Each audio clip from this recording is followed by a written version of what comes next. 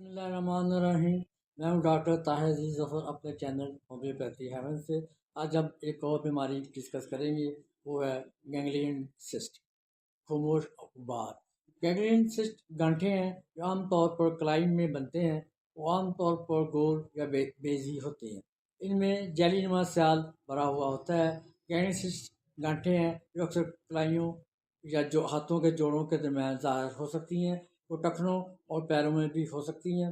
یہ دیکھنے میں خطرناک نہیں ہے لیکن عجیب بے چینی پیدا کرتی ہیں۔ اور یاد ہے یہ کہ کینسر بھی نہیں ہے۔ چھوٹے گینگلین سسٹ مٹر کے سائز کے ہوتے ہیں۔ وہ سائز تبدیل بھی کر سکتے ہیں۔ گینگلین سسٹ دردناک ہو سکتے ہیں اگر وہ قریبی اعصاب پر اپنا دباؤ ڈالتے ہیں یا بعض اوقات وہ مشترکہ تحریک کو متاثر کر سکتے ہیں۔ اگر مقام کی بات کریں، گینگلین سسٹ اکثر کلائیوں یا ہاتھوں یا جوڑوں کے ساتھ بنتے ہیں اور یہ بعض اوقات عام ٹخنوں یا پاؤں پہ بھی ہو سکتے ہیں۔ یہ سسٹ دوسرے جوڑوں کے قریب بھی بڑھتے ہیں۔ شکل و سائز جیسے آپ کو بتایا ہے کہ یہ گول یا بیزی ہوتے ہیں۔ کچھ محسوس کرنے کے لیے بہت چھوٹے ہوتے ہیں۔ سسٹ کا سائز تبدیل ہوتا ہے جوڑوں کی حرکت کے ساتھ ساتھ اور وقت کے ساتھ ساتھ یہ بڑے بھی ہوتے ہیں۔ اگر درد کی بات کریں، گینگلین سسٹ عام طور پر بے درد ہوتے ہیں لیکن اگر سسٹ اعصاب یا دیگر ڈھانچے پر دباؤ پیدا ہو تو یہ درد، جھنجھناہٹ، بے حسی یا پٹھوں کی کمزوری کا باعث بن سکتا ہے۔ اگر ہم اس کے اسباب کی بات کریں تو یاد ہے کہ اسباب کوئی نہیں جانتا۔ گینگلین سسٹ کی وجہ کیا ہے؟ یہ جوڑ کی پرت سے نکلتا ہے اور ڈنٹل پر پانی کے چھوٹے غبارے کی طرح لگتا ہے۔ سسٹ کے اندر ایک بہت سیال ہوتا ہے جیسا کہ جوڑوں میں یا کنڈرا کے ارد گرد پایا جاتا ہے۔ گینگلین سسٹ کی وجوہات کی بات کریں، یہ جلن اور جوڑوں میں بار بار تناؤ یا صدمہ سسٹ کی نشوونما کا باعث بن سکتا ہے۔ انتظار پذیر مشترکہ حالات جیسے آسٹیو آرتھرائٹس خطرے کو بڑھا سکتے ہیں۔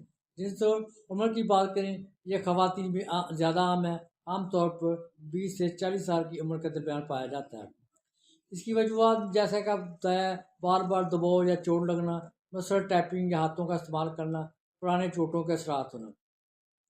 گینگلین سسٹ کی علامات کی بات کریں، یہ عام طور پر ایک ہموار گول گانٹھ کے طور پر پیش نظر آتی ہیں اور ان کا سائز مختلف ہو سکتا ہے اور اس میں سائز میں اضافہ بھی متوقع ہو سکتا ہے کیونکہ جوڑوں کے قریب ہونے سے ذرا فعال ہوتے ہیں۔ جب جوڑ آرام کرتا ہے تو درد میں کمی آتی ہے۔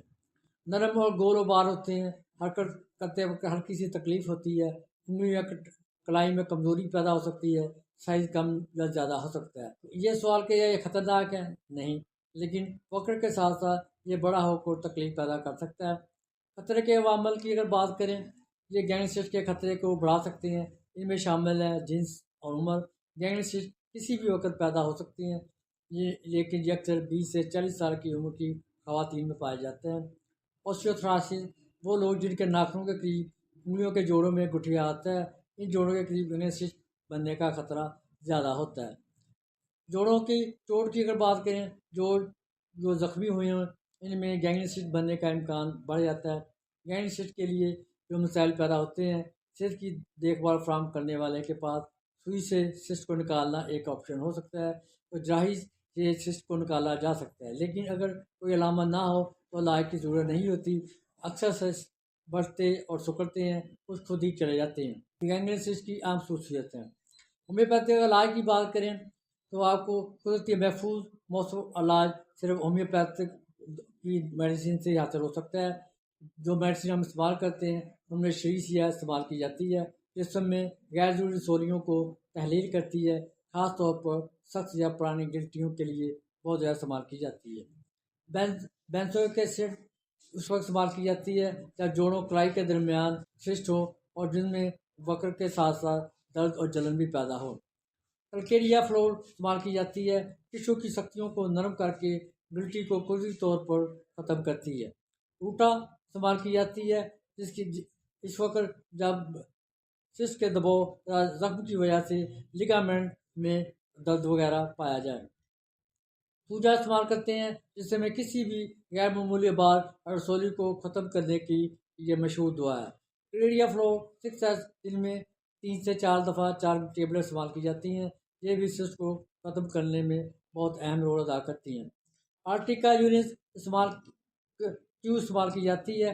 یہ مریض کی علامات کے مطابق استعمال کی جاتی ہے۔ اس میں 15 سے 20 قطرے ان میں 3 سے 4 دفعہ استعمال کروائے جاتے ہیں۔ یاد ہے یہ تمام میڈیسن آپ کے علم کے لیے ہیں۔ کسی بھی مسئلے کی صورت میں اپنے ہومیوپیتھ ڈاکٹر سے رابطہ کریں۔ اور یاد ہے کہ آپ ویڈیو لائک کریں، سبسکرائب کریں اور شیئر کریں، اور کمنٹ باکس میں اپنی رائے ضرور دیں۔ شکریہ۔